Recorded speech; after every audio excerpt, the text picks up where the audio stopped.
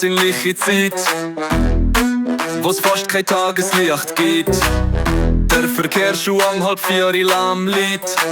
Der Nervenzusammenbruch ist nicht mehr weit. Nie anders, wenn so viele Leute etwas von dir. Da brauchst du ein stellendes Visier. Ganze Regenwälder sammeln sich bald im Briefkasten trotz grossem Halt. Wär's nicht so dumm, es könnte nicht vom Menschen sein. Natur fährt runter und sie juffeln dann rein. Aber zum Glück ist Schuhalt bald vorbei. Das Getue mit einem hedonistischer heiliger Schein.